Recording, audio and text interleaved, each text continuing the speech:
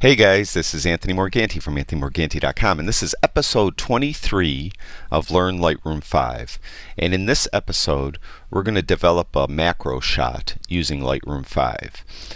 I've got a lot of requests to demonstrate how to shoot macros, and I'm going to be doing that in the future because, as I mentioned to you guys, I'm going to be coming out from behind the computer and I'm going to actually do demonstrations on how to do different types of photography, and one of them will be macro photography. I also got at least 2 or 3 requests on how to develop a macro shot, and I thought this would be a good episode for the Learn Lightroom 5 series on how to develop a macro shot, because it is done differently than all those landscapes you've seen me do in the past, and even developing the photographs of portraits and things like that. So we're going to do that in this episode. Before we do that though, if you guys could do me a favor and subscribe to my YouTube channel and share and like the videos, I'd really appreciate that. And I'd like to thank you to everyone who has done that already. I really appreciate it. Okay, we're going to do a couple butterflies.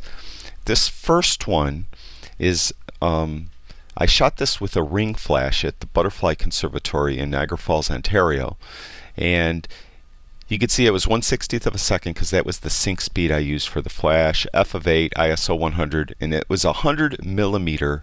This was a Tokina macro lens. It's one of my favorite lenses, and you'll see when we get to the lens corrections that it won't come up with that lens, and it's you might encounter that in some lenses you use, and I'm going to show you how to get around that or how it works. So I'm going to hit I again to turn that info off, and we're going to develop this butterfly. I have 2 we're going to develop. This is the first one. We're going to, now I made sure that exposure was correct when I took the shot, so it's exposed properly. But in your case, if your macro is a little dark or a little light, the first thing you want to do is adjust this exposure slider. Then I'm going to jump down and do the highlights like I usually do in most shots. And what I want is I want these lighter parts to be a little lighter without losing any of the detail. So I'm going to drag the highlight slider up. Now already you know this is different than what I do in the landscape shots. I pull highlights all the way down and shadows all the way up. So this is obviously different from the beginning. Another point I want to make is you guys notice I never have histogram open, and that's unusual, I admit. It's because when I took the shot, I make sure that I exposed it correctly, that I don't have any of the bright parts of the scene blown out when I took the shot, and I make sure that nothing in the shadows is so black that it has no detail. So my histogram will have nothing really blown out or in the dark area, you know, totally. It's going to be more towards the middle. Now in this case, in this image, you see the histogram's way over here to the left, but that's because all this dark area back here. So I make sure I got it right in camera. I look at the histogram in my camera when I'm taking shots. So in Lightroom it does me a little or no use. Where it does come in handy though is these little triangles up here. If I hover over a triangle, you'll see in this case in the shadows you'll see some blue come right in here. You can see that. I could click on the triangle and it will be there forever.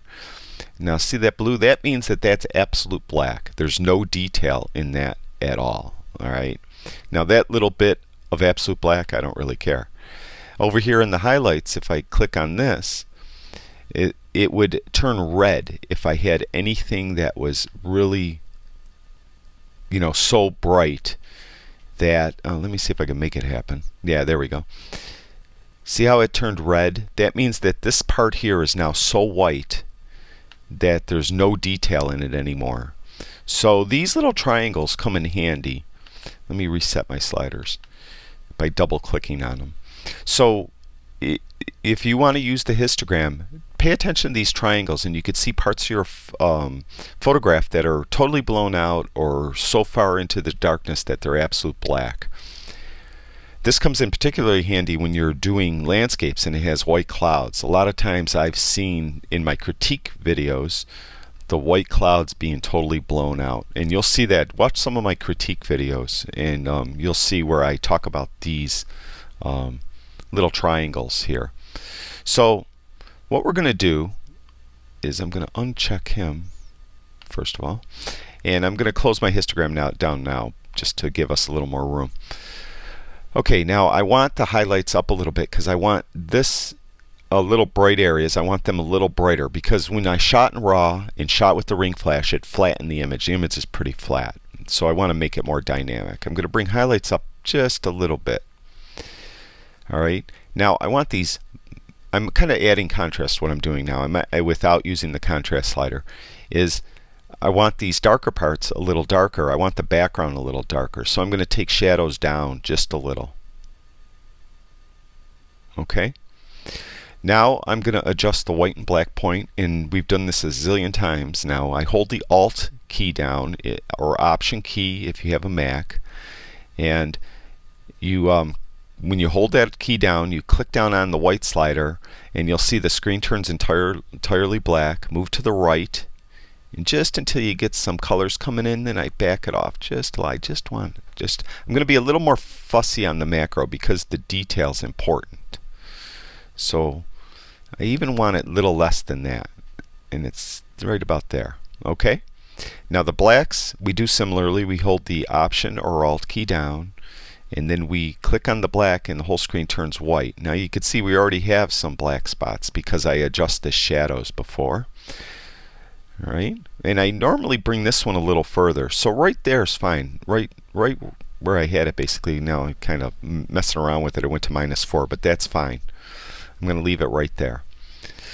I want to bring clarity up. Now on macro shots, particularly if you used a low ISO and you had a really good lens, you could turn clarity way up, and I would suggest you do it because you won't introduce too much noise. So I'm bringing clarity way up, and I want vibrance up. I want these colorful parts to stand out a little more, so I'm going to bring vibrance up. Okay, now it's already shaping up. We could hit the backslash key of the keyboard, and you'll see there's the before and there's the after. We can hit the Y key, and we have them side by side. And you can see this one's just flatter, and this one's standing out a little better. So we'll hit the Y key again to go back to here. Now I want to bring contrast up a little bit. I want the contrast between these bands to be more striking. So I'm going to bring contrast up. Okay. All right. Now we really making the image look more dynamic. Now I'd say we're done with the basic panel right now. If you want to bring saturation up on your certain macro, you could do that too. Just bring it up a tiny bit. Tone curve, there's not much I'm going to be doing here on this because mainly I use this to add contrast, and we really just adjusting our blacks and whites and our shadows and highlights. We added, and adjusting the contrast slider, we added enough contrast. No split toning involved. Now detail is where we want. Detail is important, of course, in the macro. And what we want to do is we want to zoom in, and I want to pay particularly close to these hairs on the butterfly here.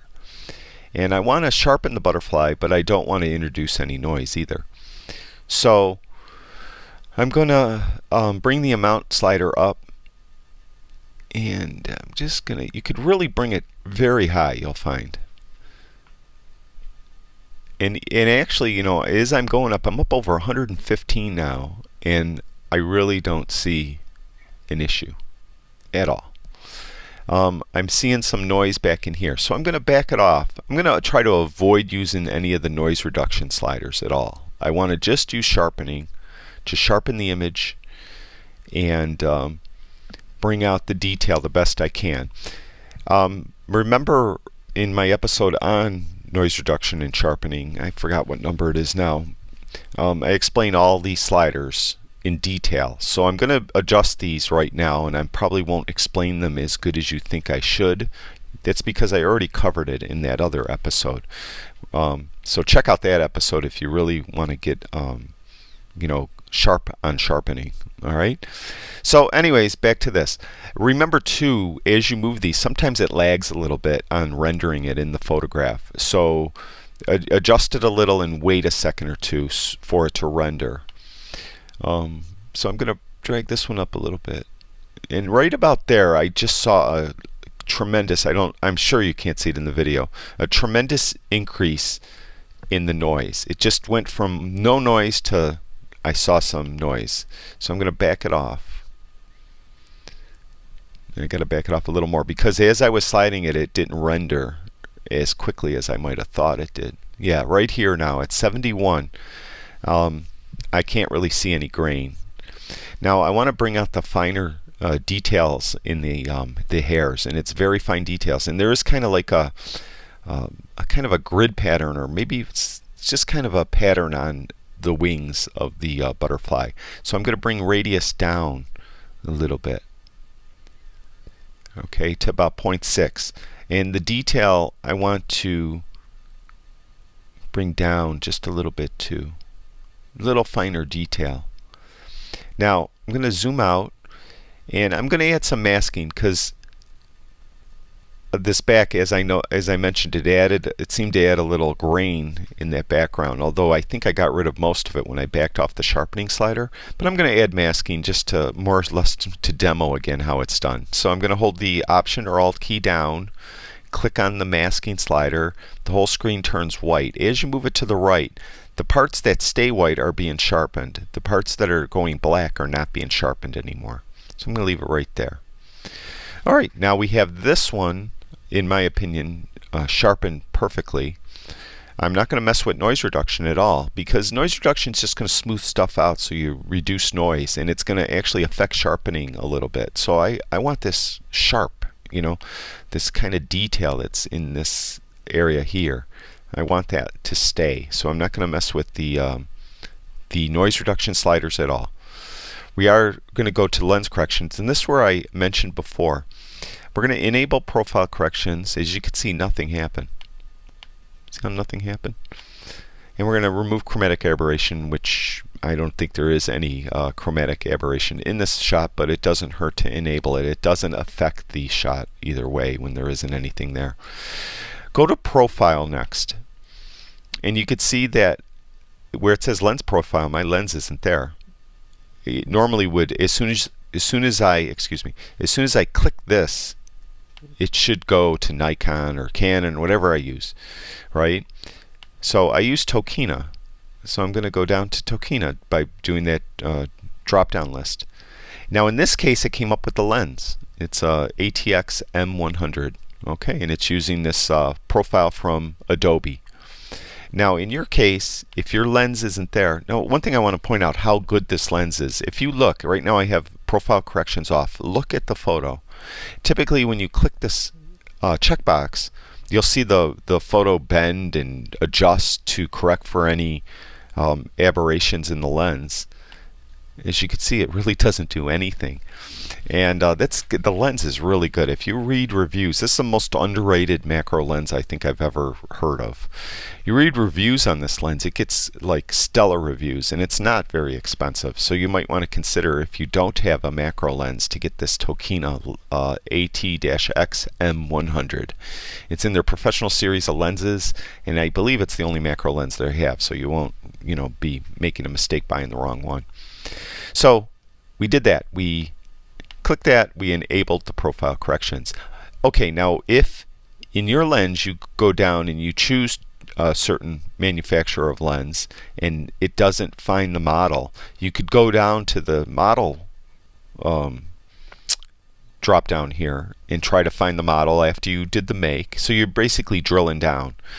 If you still can't find it, Adobe on their website, I'll try to put it in the description of this video. You go to a certain spot of their website, and they have an actual program where people share lens profiles for things that Adobe didn't do a lens profile for.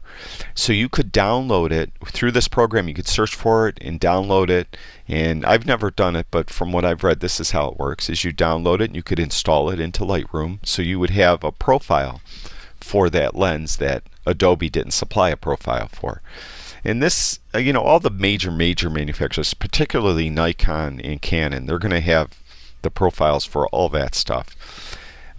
Even the big lens manufacturers, like you've seen Tokina, which is a smaller lens manufacturer, they still had the profile for that lens. It just didn't find it right off the bat. But Tamron and Sigma, they're going to have all those lens profiles. Even some of the bigger manufacturers still, like Fuji, I've had a lot of people email me about lens profiles for Fuji. They can't find them. There's probably some other manufacturers too. If you have a brand camera, Sony, that isn't Nikon and Canon, and they, even if they come out with a new lens, it's going to take Adobe a little longer to come up with the lens profile for it. So that's something to be aware of. If you have a different camera, different than Canon or Nikon, you might have to search around for your lens profile. So that's it on lens corrections. That little panel took me a long time to go over. Effects, you could add a vignette if you like. You guys know on my landscapes I like to add a dark vignette, and we could add a little one. It helps spotlight the butterfly a little better. And camera calibration, as you guys know, in landscapes I will choose different camera profiles. Now this may not be in with your lens, or I should say with your camera that you used. You might not have these choices that I have. These are the choices I have for the Nikon camera I used to take this shot. I know, I think it's Sony doesn't have any. They have maybe two camera profiles. Make sure if you're limited, make sure your firmware of your camera's up to date. This would be in the firmware of the camera. Other than that, if you shoot Canon, you're going to have just as many choices. They're just going to say something different. They're not going to be camera vivid or something. They're going to say different things. So camera vivid, I don't like that effect. So I'm just going to go back up to Adobe Standard. I like that. I like the way I developed it there. So this shot, in my opinion, is done. Now the next shot's going to take a little more developing. And what we're going to do on this one is I'm going to start off right away with cropping it, because I want it to be just this butterfly. So we're going to go to the crop rectangle tool up in the toolbar here. It's the first one, and I like to keep my shots in proportion. So make sure that this where it says as shot, that the padlock is locked. And that will mean that as you drag these, everything will stay in proportion. If you had that unlocked and I dragged this and I went a little bit off center, it would totally skew, and you wouldn't have a proportional shot. So I like to keep it proportional. So we're going to just bring it down to maybe there, and then I'm going to reposition the shot, and then I'm going to just bring it down some more, and I'm going to reposition the shot, and I got part of that leaf cut off there, so we're just going to come out a little bit, and as you can see, it's staying proportional as I drag that out. Okay, a little bit, tiny bit more. You want a little more space on the way the creature is looking. You always want a little more space than you do in the way it's not looking, so it makes the shot look more balanced. I'm not really worried about the rule of thirds or the golden ratio or anything like that, because this is a macro shot. It's just a shot of this butterfly, and I don't really care that his eyes aren't at a cross section or a crossing point in the rule of thirds. So I'm going to hit enter to accept that crop. Okay, now we're back to where we were with the other shot. Exposure's fine. I don't have to worry about that. In this case, I think the highlights are a tiny little bit high, so I'm going to bring the highlights just down just a touch. And I want this background a little darker. I want this is an owl butterfly, it's called, by the way, because of this eye. I guess it looks like an owl's eye. I want this a little more contrast in that area too, so I'm going to bring shadows down just a little bit. Okay, now I'm going to set the white and black point by holding in the Option or Alt key on the white key, and do the same thing on this slider that I did in the previous one. And I'm just going to back it off a little bit. And the blacks, similarly, we'll back that off. Now we have a lot of black going into black in the background. That's fine. I want the background black. So right about there. Now that came out real nice. See how the background now is totally oblivious. We're not being distracted by the background. Now remember, clarity, we could bring this up. You'll find when you use good equipment in low ISOs, you could bring clarity up very high, very high. And I'm going to bring contrast up a little bit. Okay, now we're, you guys could criticize the shot actually because I'm kind of making it almost surreal, but that's okay. That's the look I want. All right. So I'm going to zoom in, and you can see that I didn't introduce any noise. Hopefully you can see in the video, and I have excellent detail. So we're going to hit the backslash key. There's before, there's after. Hit the Y key, you can see them side by side. Here's obviously the before and the after. And I'll hit the Y key again. Okay, now again, I'm not going to do anything in tone curve. I added a ton of contrast already using the various sliders, in particular the contrast slider. And we're not going to use the color panel at all, split toning at all. The detail, again, I won't take as long on this shot with the sharpening that I did in the other shot. So we're going to do that quick and dirty sharpening I often talk about. Just bring it somewhere in the 70s. The radius, we still have all this kind of fine detail in here. So I'm going to bring the radius down a little bit. And you could bring detail up, down. It's not going to do a ton in this shot. Bring it up a little bit. It just kind of darkens the edges a touch, but it has nice detail. And again, with masking, we'll do it so we don't sharpen that black background. So we're going to bring the masking up. Okay, the only other thing is this leaf is a little bland. I'm going to go back to the basic panel, and I'm going to add some vibrance. Of course, that affects the whole shot, but that's okay. The owl butterfly, they were interesting. Some of them were very colorful, and some of them were very flat and bland. This particular one, it probably was one that was a little more colorful, so that added that with the detail, or with the vibrance slider in the basic panel.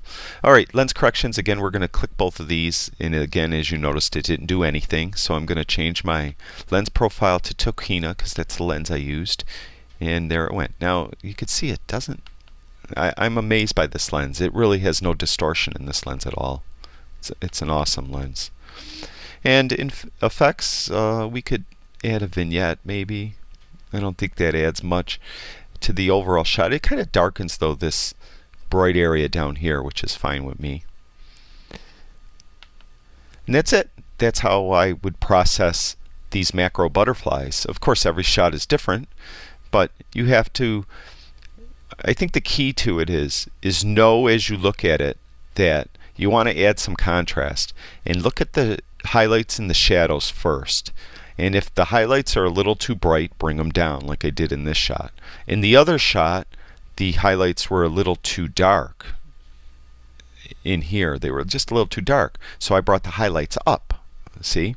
And vice versa with shadows. If shadows are a little light, bring them down. If they're a little dark, bring them up. In this case, I don't know what in this case I brought them down.